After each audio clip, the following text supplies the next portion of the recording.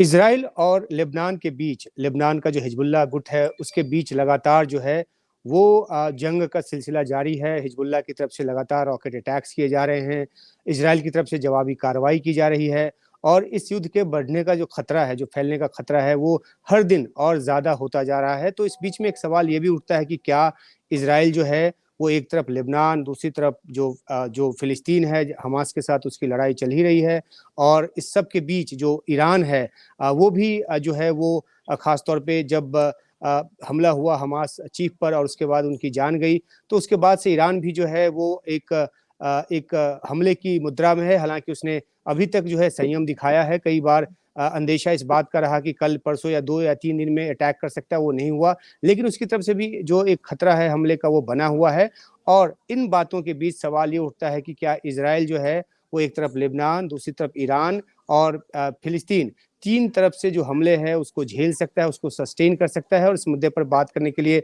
हमारे साथ कमर आगा साहब हैं, जो कि इंटरनेशनल मामलों के जानकार हैं और अलग-अलग मुद्दों पर अपनी राय रखते हैं। हमारे साथ एक और गेस्ट जुड़ेंगे, उनका परिचय भी हम आपके साथ कराएँगे। तो सबसे पहले कमर आगा साहब के पास चलते हैं। हम आपसे ये जानना चाहते हैं कि जो स्थिति अभी बनी है और जिस तरीके से हिज़्बुल्लाह ने हमले बढ़ा दिए, हालाँकि 7 अक्टूबर के हमले के बाद से 8 अक्टूबर से ही वो हमास के समर्थन में इज़राइल पर हमले कर रहा है, लेकिन अब जिस तरीके से उनके जो आर्मी उनके जो कमांडर थे, उनकी मौत हुई इज़राइल के हमले में, उसके बाद से जो है हमले बढ़ा दिए हैं और दूसरी तरफ ईरान से भी हमले की जो आशंका है वो बढ़ी हुई है और इज़राइल के ऊपर जो दबाव बहुत ज़्यादा है। आपको लगता है कि इज़राइल जो है ये 3 फ्रंट, हालाँकि 7 फ्रंट बात की वॉर की बात होती है, उस पे भी हम आगे चर्चा करेंगे, लेकिन ये 3 तरफ से हमले झेल कर उसको सस्टेन कर पाने की हालत में है इज़राइल? देखिए, अभी तो काफी समय से, पिछले 8-10 महीने से तो वो झेल रहा है और बराबर हूती रेबल्स जो हैं, इसमें एक और जोड़िए, हूती रेबल्स जो हैं वो लाल सागर में यानी रेड सी में लगातार अमेरिकन इजरायली शिप को, कमर्शियल शिपिंग को टारगेट बना रहे हैं। बल्कि आर्मी के भी शिप, नेवल शिप को भी उन्हीं ने, अमेरिकन नेवल शिप को भी हिट किया है, टारगेट किया है। दूसरी तरफ हिजबुल्लाह का आपने बताया कि लगातार चैलेंज है बना हुआ। फिर उसके अलावा ये है कि बीच बीच में इराकी शिया मलेशिया हिजब शाबी जो है उसके भी अटैक हुए, लेकिन कम हुए हैं। जो तल अवीव तक वो पहुंच गए थे एक बार उनके जी। रॉकेट आना, तो ये अभी तक तो बहुत कम है। देखिए, इस समय युद्ध हो रहा है वहां पे गाजा में, उसमें निकलने का एक ही जरिया ईरान इजराइल के सामने है कि युद्ध का विस्तार कर दिया जाए, फैला दिया जाए पूरे क्षेत्र में। युद्ध अगर फैलता है तो फिर अमेरिका और पश्चिम देश भी ज्वाइन करेंगे उसको। उनकी उनकी मजबूरी हो जाएगी इसराइल को बचाने के लिए। और दूसरी बात ये कि इसराइल का जो नेशनल इंटरेस्ट है वो अमेरिकन नेशनल इंटरेस्ट दोनों एक है। इसराइल की सुरक्षा ये अमेरिका का धर्म की तरह है कि अगर वो नहीं, क्योंकि सबसे ज्यादा जो अमेरिकन इंटरेस्ट है इस पूरे क्षेत्र में वो इसराइल ही प्रोटेक्ट करता है पश्चिम देशों के। तो इस जी। वजह, और जो मेन इंटरेस्ट है वो तेल है। वहां पे तेल की सप्लाई लगातार बनी रहनी चाहिए पश्चिमी देशों में। और उसके अलावा और दूसरे इस्लामिक मिलिटेंसी, फिर उसके बाद अरब नेशनलिज्म, इन सब से इसराइल ने बड़ी लंबी लड़ाई लड़ी है, तो इसराइल उनके लिए बहुत इंपॉर्टेंट हो जाता है। दूसरी बात ये भी है कि टग ऑफ वॉर है। अब देखना यह है कि क्या ईरान अटैक करता है, इसलिए कि इसराइल अमेरिका के पास अथाह ताकत है। इसराइल जो है वो हमस जैसे या हिजबुल्लाह या हूती जैसे जो मिलिटेंट ग्रुप है उनसे लड़ नहीं सकता कोई भी। अमेरिका ने 10 साल अलकायदा से, 20 साल से ज्यादा अलकायदा और क्या कहते हैं तालिबान से लड़ाई लड़ी, बाद में उन्हीं के हाथ सत्ता छोड़ के आना पड़ा। जी। इसी कि ये गोरिल्ला वारफेयर में विश्वास रखते हैं, ये कहीं दिखते नहीं है, इनसे मुश्किल होता है लड़ना।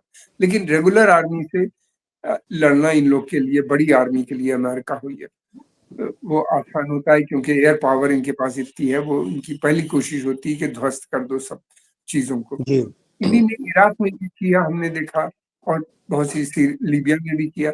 लेकिन ये कर तो देते हैं ध्वस्त, लेकिन ये कि इससे वो अपने जो हित है उनको पूरा नहीं कर पाते। जैसे कि जी। उनका इराक में था कि इराक के रिजीम बदल जाएंगे, प्रो अमेरिकन रिजीम वहां पे बनेगी। फिर उसके बाद ये था कि अफगानिस्तान में प्रो अमेरिकन रिजीम होगी, दोनों जगहों की मदद से ईरान की रिजीम बदल देंगे, तो न तो ईरान की रिजीम बदल पाए, ना बदली इराक में रिजीम बदल तो जी गई मगर एंटी अमेरिकन है वो रिजीम, और अफगानिस्तान में तालिबान उनकी सुनते नहीं है, और जो प्रो अमेरिकन रिजीम बनी थी वो अमेरिकन हित को नहीं बढ़ा पा रही थी, उसने भी इतने अच्छे रिश्ते ईरान से बना लिए थे। तो ये जी एक है दुविधा। लेकिन ये होता है कि अगर अगर ईरान से लंबी लड़ाई होती है कुछ समय तक, तो ईरान को इनकी कोशिश ये होगी कि इतना उलझा दो कि वो इंटरनली इन्वॉल्व हो जाए, और जी जो बड़ा रोल क्षेत्र में प्ले कर रहा है वो न कर पाए। तो ये है वो आपने आपने सही कहा कि अगर इजराइल जो है जो पीपुल्स मुजाहिदीन ऑफ ईरान जैसे संगठनों को वहाँ पे सपोर्ट देता रहा है और एक आंतरिक कलह पैदा करने की कोशिश करता रहा है, तो वो कार्ड भी वो खेल सकता है। लेकिन हम अगर एक एक करके बात करें, पहले फिलिस्तीन के साथ हमास के साथ जो लड़ाई चल रही है, तो वो दो फ्रंट जो है वो खुला हुआ है। हालांकि वेस्ट बैंक की तरफ से कोई ऐसा अटैक जो है वो इसराइल पे जिस तरह से गाजा से होता है उस तरह का नहीं हो रहा, लेकिन हमास के साथ तो लड़ाई जो चल रही है तो देखा जा रहा है। दूसरी बात की जो सबसे ज्यादा तकनीकी तौर पे और सैन्य तौर पे ताकतवर जो माना जाता है हिजबुल्ला माना जाता है, जिसको ईरान की बैकिंग मिली हुई है। 40,000 के आसपास उसके लड़ाके बताए जाते हैं। जब हमें लेबनान बॉर्डर पे लेके जाया गया था एक इजराइल के ट्रिप में, तो बताया गया था कि 2 लाख के आसपास जो रॉकेट हैं वो हिजबुल्ला के पास हैं और उनका इस्तेमाल जो है वो लगातार कर रहा है। तो बहुत ज्यादा जो मारक क्षमता हिजबुल्ला की है वो है, और उसका जो उसको दर्शा भी रहा है अलग अलग समय पे, जब वो दो दो दर्जन 3 दर्जन ऐसे रॉकेट जो है वो लगातार दाग रहा है उत्तरी इजराइल के इलाके में।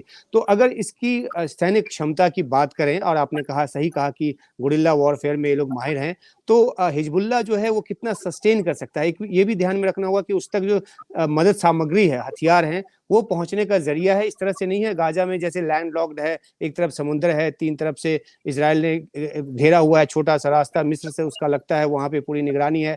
तो हिजबुल्ला कितना सस्टेन कर सकता है अगर इसराइल जो है सीधा हमला करे लेबनान पे? तो देखिए 2006 में भी इन्हीं ने किया था, और उस समय भी इन्हीं ने हिजबुल्ला का जो रिहायशी एरिया था उसको काफी क्षति पहुंची थी और बहुत लोग भी मरे थे। लेकिन हिजबुल्ला की जो मिलिट्री कैपेबिलिटी थी उसको ये नहीं खत्म कर पाई थी। हमस के साथ हम देख रहे हैं 10 महीने से ज्यादा हो गए हैं लड़ते हुए, लेकिन हमस अभी भी तटस्थ है। उसकी मिलिट्री जबकि कैपेबिलिटी जो पूरे है गाजा बिल्कुल, में भरे हुए हैं इजरायली सैनिक उसके बावजूद। पूरा गाजा तबाह भी हो गया, बर्बाद भी हो गया, उसके बाद भी वो बन। देखिए उन्हीं ने पूरा अंडरग्राउंड बहुत डीप नेटवर्क जो है टनल्स वगैरह का, और पूरे पूरे बड़े बड़े सेंट्रल उनके ऑफिसेज वगैरह, और फिर उसके अलावा ये कि अपने कारखाने भी बना रखे हैं। उनके पास जो टेक्नोलॉजी है कोई बहुत सोफिस्टिकेटेड नहीं है, थोड़ी सी जी उनको ईरान से मिल गई है सोफिस्टिकेटेड टेक्नोलॉजी। वो उनका कहना ये है कि उन्हीं ने हाइपरसोनिक मिसाइल भी उनके हाथ लग गए हैं, कितना है ये तो समय बताएगा। लेकिन ये जरूर है कि उनका वो बढ़ स्तर जो है वो बढ़ा हुआ नजर आता है। ये जरूर हुआ है पिछले कुछ दिनों में। तो मुझे लगता है कि युद्ध का, और ये चाहते भी हैं कि एक लंबा युद्ध चले। ये जी जितने इस तरह के ग्रुप्स होते हैं इनकी कोशिश होती है कि लंबे समय तक इसको खींचो, जितना लंबे समय तक चलेगा इकोनॉमिक जी लॉसेस।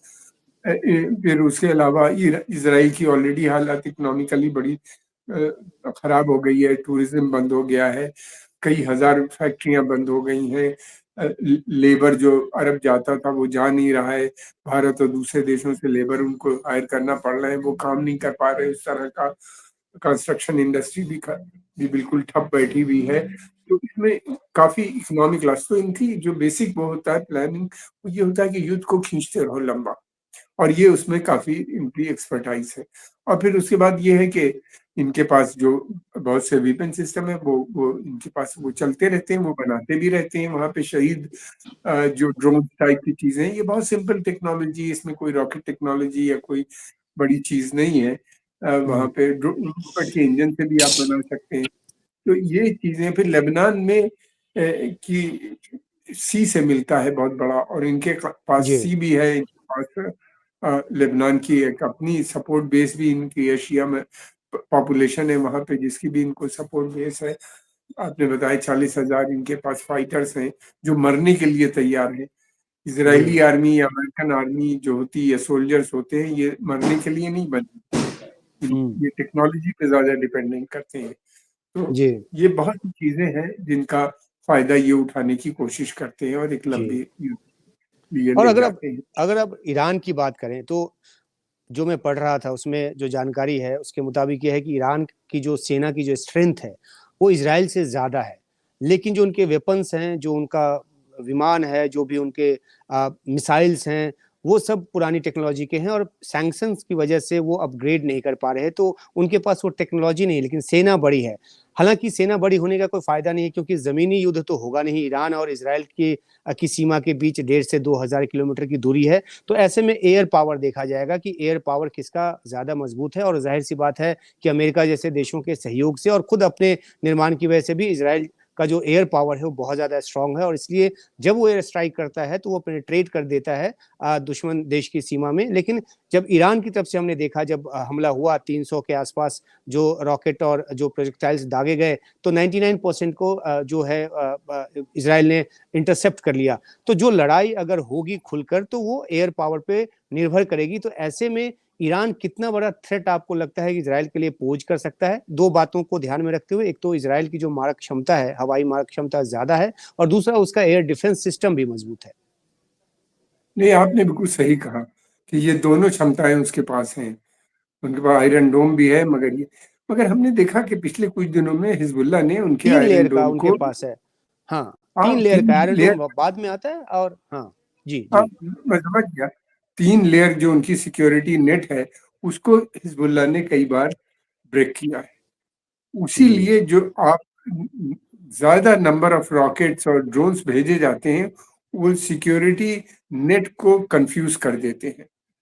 जी, उसमें होता ये है कि 50 भेजे गए तो 2-3 टारगेट को हिट कर देते हैं हिट और करते फिर हैं। अलग-अलग क्षमता के ईरान भेजता है जो वहाँ पे हुँ, जाते हैं। तो वो अलग-अलग क्षमता के उसी के बीच में कुछ जो उनके पास एक हाइपरसोनिक मिसाइल उन्हीं ने बनाया है, जो हुँ, 15 मतलब 15 टाइम फास्टर होता है साउंड से।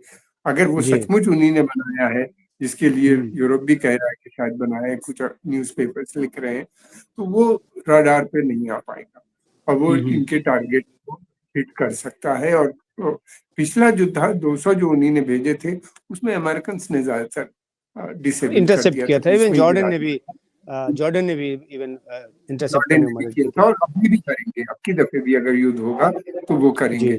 ईरान की जितनी भी स्ट्रेटेजी है, वो 2-3 चीज़ों पे निर्भर है।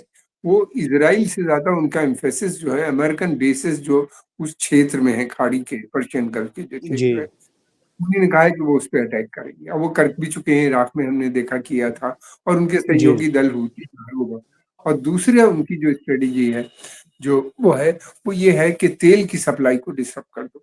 तेल जी, की जो सप्लाई हूथी अगर डिस्टर्ब लगातार हमले कर रहे हैं। जी, हाँ, हूथी अगर होता है ये नहीं कि वो वेट नहीं करेंगे कि पर्शियन गल्फ में गिराएँ तेल के शिप्स को जाने से रोकें इसलिए कि वो तो मुश्किल है अमेरिकन शिप्स वहाँ पे ऑलरेडी चारों तरफ हैं। जी, वो जो इनकी oil facility Saudi Arabia, UAE में वगैरह में है, वो उसको डिसेबल कर सकते हैं हूथी और जी। ईरानियन भी कर सकते हैं।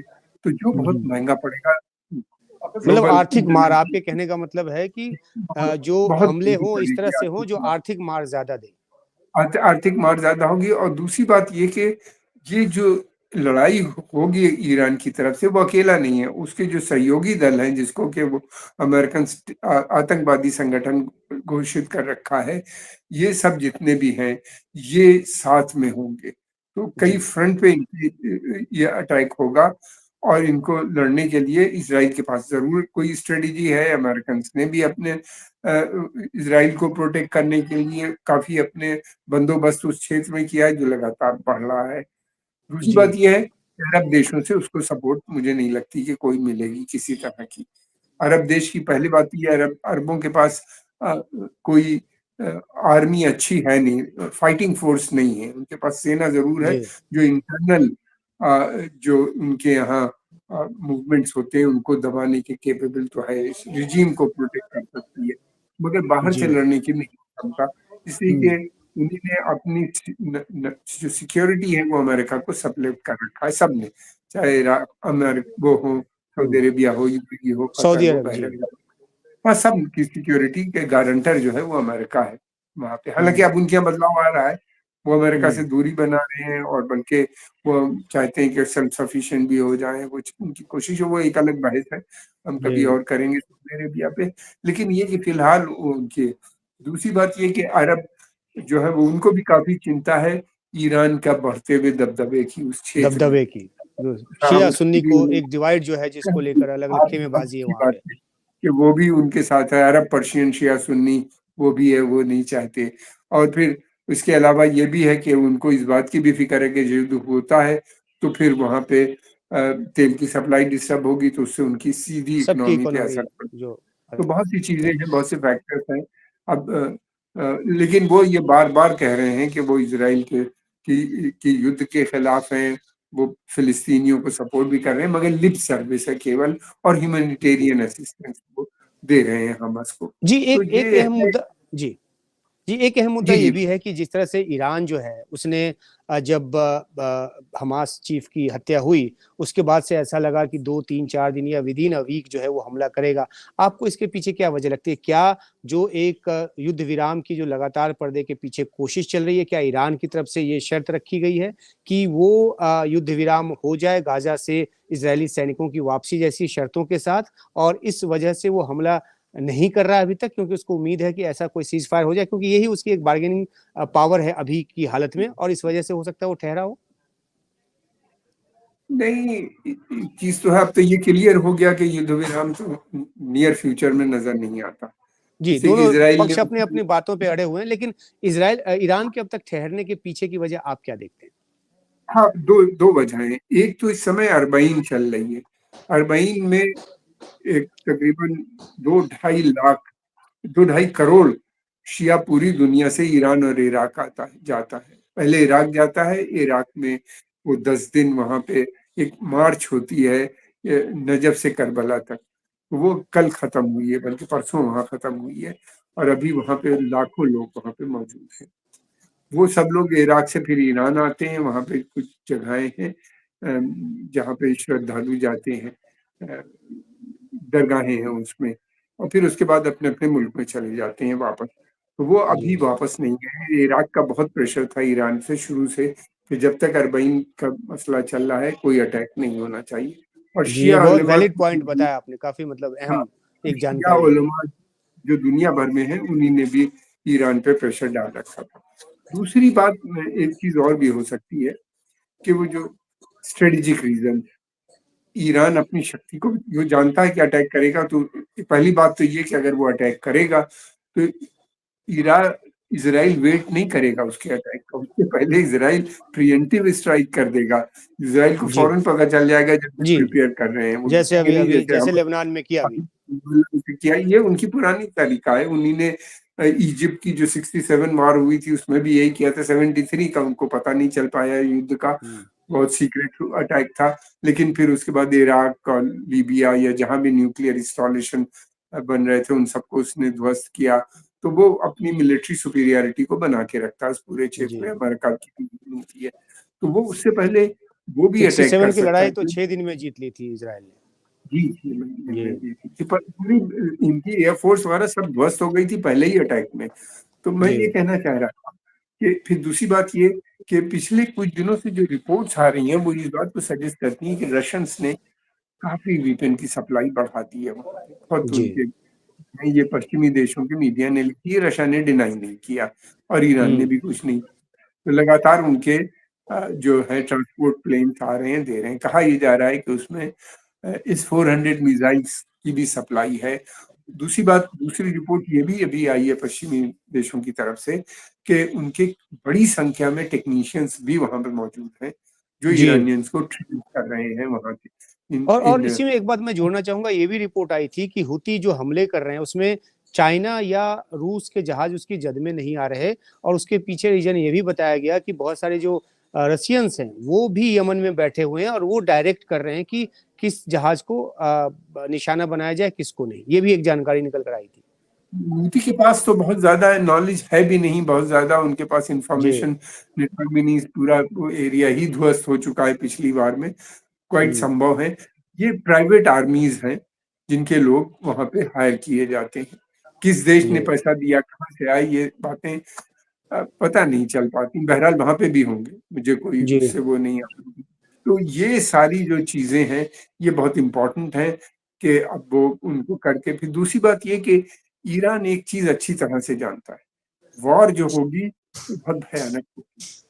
वो जी, भले अमेरिका इज़राइल को बहुत हानि पहुँचा सकता है, लेकिन साथ में उसकी भी तो कितना इंफ्रास्ट्रक्चर अगर ध्वस्त हो जाता है।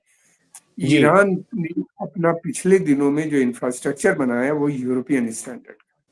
जी, ईरान ने पिछले दिनों में तरक्की की है, science, technology, nuclear sciences, missile technology, nano technology, इस तरह की बहुत सी फील्ड्स हैं, मेडिकल साइंसेस, इन सब में बहुत उसने काम किया है। तो वो जी। सब तो बिल्कुल पिछड़ जाएगा ईरान। और दूसरी बात ये कि ये उसका इंफ्रास्ट्रक्चर भी ध्वस्त कर देंगे, इकोनॉमिक भी, एसेट्स पे भी और मिलिट्री एसेट्स पे भी अटैक होगा जी, तो होगा। ये सारी चीज़ें उनको अपने कैलकुलेशन में लाके तभी तो वो एक लंबे समय तक लड़ सकते तो हैं। वो तो अमेरिका वो जो है डिटरेंट के तौर पे काम कर रहा है इज़राइल के लिए, और इसलिए और इज़राइल को सपोर्ट भी कर रहा है और डिटरेंट के तौर पे काम भी कर रहा है, ताकि ईरान जैसे देश का जो सीधा हमला है, वो बड़ा हमला वो ना हो। तो इज़राइल जो है वो अमेरिका के बूते ही अगर वो सस्टेन कर पाएगा, अगर ये 3 फ्रंट की वॉर की बात करें तो। 7 फ्रंट वॉर की भी बात होती रही है इसमें, बाकी यमन जो है वो भी, उसको भी जोड़ लें, सीरिया को जोड़ लें। तो 7 फ्रंट वॉर तो एक आगे की चीज़ है, लेकिन 3 फ्रंट वॉर भी अगर होता है खुलकर, तो अमेरिका के साथ के बिना इज़राइल जो है वो टिक नहीं पाएगा लंबे टाइम तक। देखिए, एक आपने सही कहा, लेकिन दूसरी तरफ ये है कि अब ईरान भी बहुत क्षति पहुँचा देगा। जी। इनके बेसिस को भी और इनके इकोनॉमिक ये जो ऑयल सप्लाईज़ को डिस्टर्ब करने की उसकी उसकी क्षमता बहुत है।